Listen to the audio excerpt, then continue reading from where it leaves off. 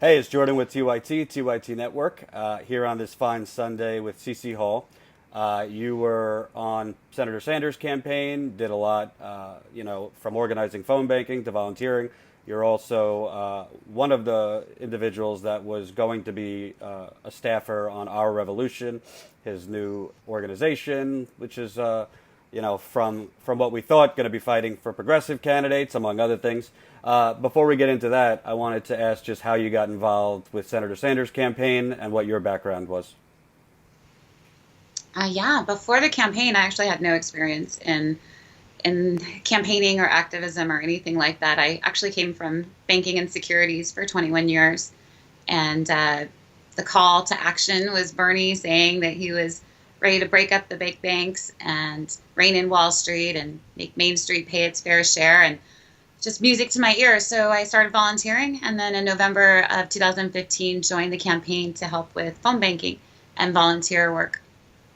It's interesting. You're one of the rare in the banking industry that was kind to Bernie Sanders and liked his message. I was always struck that Gordon Gekko, the real Gordon Gekko, endorsed Bernie Sanders. So maybe there was more in the industry that were closeted Bernie fans. But you were transitioning from the campaign to Our Revolution. Everything was kind of set up for the launch. You guys were actively working, even building up to the final week before the launch event, which was this past week. So the media has been covering the, machinations. Jeff Weaver came in. A bunch of, I think, up to 8 full-time staffers resigned. Can you kind of talk about? I kind of know what happened with Jeff Weaver. Explain what your issue with Jeff Weaver was that made you resign, but also there were other elements that haven't been talked about as much. Yeah, I think, with the campaign, Jeff did a great job in the areas that he focused on, but one miss was the volunteer army, understanding how organizing works. And it's more than just sending an email and people all of a sudden jump to action. There's a lot of behind the scenes support that goes into that. And so our revolution, when we were asked to continue, it was to continue that work, right? And that was music to my ears again, because it was like, yes, everybody wants to stay involved. They want to keep working. And that was kind of counter to what Jeff, what I experienced in his leadership with the campaign.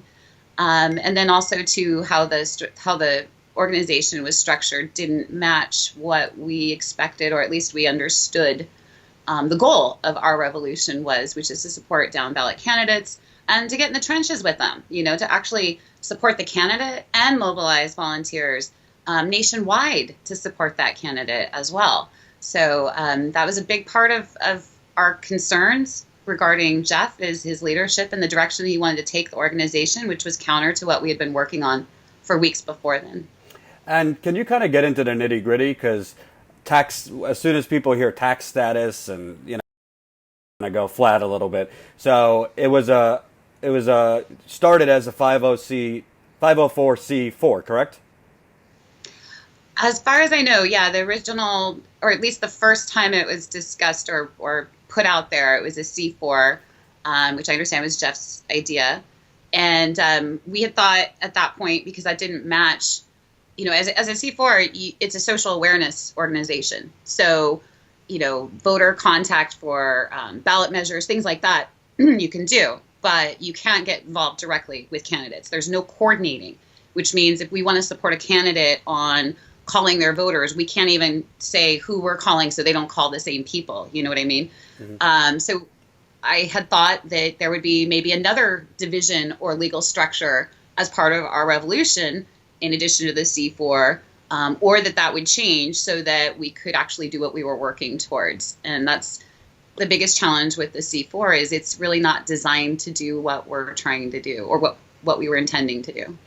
So if we're getting even more specific, obviously there was attention on the fact that Senator Sanders didn't really do much for Tim Canova in the final home stretch. He obviously sent out fundraising emails, a few of them leading up to the election, but in the last week or two, there was no fundraising emails, no mention of Tim. Obviously, he didn't go down to campaign for him.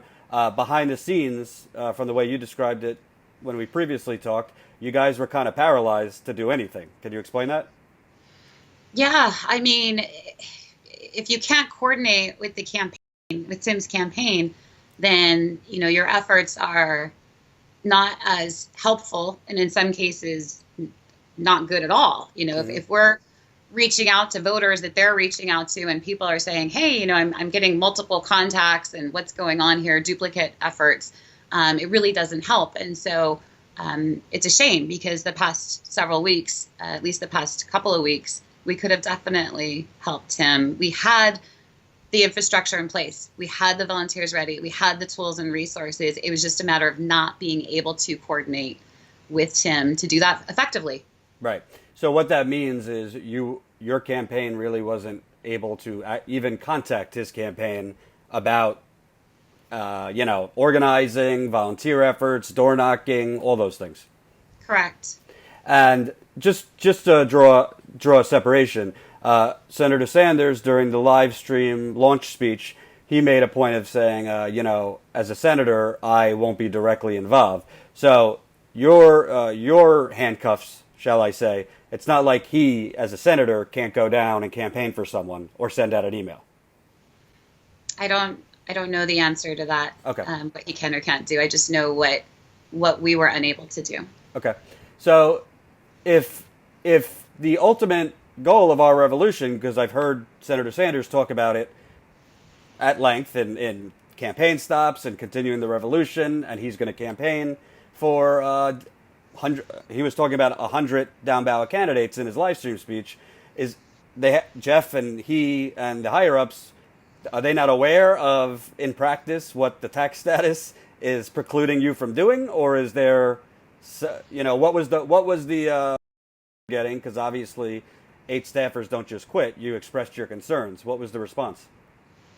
I think Jeff and Bernie have a long relationship, and I see value in Jeff's experience and knowledge. I understand why he's an advisor to the senator, and I think that Bernie is a busy person. He has a lot going on, and he relied on Jeff to continue. And I'm not sure what conversations took place about how that legal structure was, but I know that when Jeff came on as president and started, taking control and making decisions and leading our revolution, which is about a week before we left, we had voiced concerns, definitely, that this isn't the direction we need. This isn't the direction we should be going. If we're working towards this launch and this is what's supposed to happen, these aren't the things that are going to get us there. And I don't know why there wasn't a response. I can tell you the only person who seemed to hear what we were saying and reached out was Shannon, which I have enjoyed the brief period of time I got to work with Shannon. He's the executive director. Right. Mm-hmm. Yeah. And he was the only person who really responded to our concerns. And also, obviously, this has been, the larger media has covered this issue, but you obviously had concerns at the donor structure because under the current tax status, not all donors have to be disclosed. Correct. Yeah, with the campaign, there's reporting with the FEC, right? So you have to indicate donors that have over $200 in contributions, and there's a max per individual. I believe it's $2,700.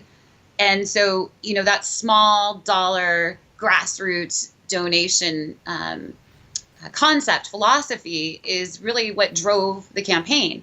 And it was a beautiful thing. And so a C4 kind of is contrary to that because you don't have to disclose. Now, that doesn't mean that they can't disclose where the funds are coming from and also how they're being allocated. So there is possibility that they may still do that, and I hope that they do because that transparency is really what the volunteers and supporters that I've talked with are looking for. Mm-hmm. But was part of your and your colleagues who stepped down's, problems with it was it's kind of the thought that you could be accepting money from even good-intentioned billionaires And if they say, I'd rather just this be anonymous, that's kind of contrary to everything Bernie stands for. Right. Exactly. Right. And let me ask you, in terms of our revolution, obviously there's been a lot of talk about going down ballot for down ballot candidates, this and that. So going forward, unless something radically changes, Senator Sanders, Teach Out, who's running in New York, some other progressive candidates. From what you're saying, the organization itself, other than Senator Sanders sending out fundraising emails like he did for Tim Canova, possibly going down the campaign, which he did not do for Tim Canova. Other than that, the organization is not going to be able to do much for these candidates. No, it's really, to me, it almost seems like a referral agency. It's like, go to our site, click on a candidate, and you're directed to their website, and that's it. There's really not much more we can do. And the challenge with that is that, these are down ballot progressive candidates. And frankly speaking, most of the time they're underdogs, which means they don't have the funding, they don't have the support, they don't have the structure. And I believe in the few conversations I've had with some of these candidates, they were looking for that type of guidance from us, that type of, hey, help us have that organizing machine that you had. Mm-hmm. And so it doesn't really help to just send people to their website to really help them get elected. Right. There's a lot of organizations that have, or not a lot, but quite a few great progressive organizations that do that, endorse and direct. And this was, our understanding was this was supposed to be different, a little bit more hands-on. Yeah, it kind of goes back to the original thing you said, which was that friction between Jeff and the staffers. Jeff kind of having that older political operative where an email will just get people out versus, bootstraps folks with the experience of all the different levels it takes to get somebody out, to take an action. So that's interesting. Yeah. And I just want to say, Jordan, I'm 41 years old. So when I see in the press young staffers leave, I'm very flattered, but not exactly a millennial. I don't mind being confused for one, though, if that's the case. But I just wanted to let people know that. You're as young as you feel, I say. But yeah, good point.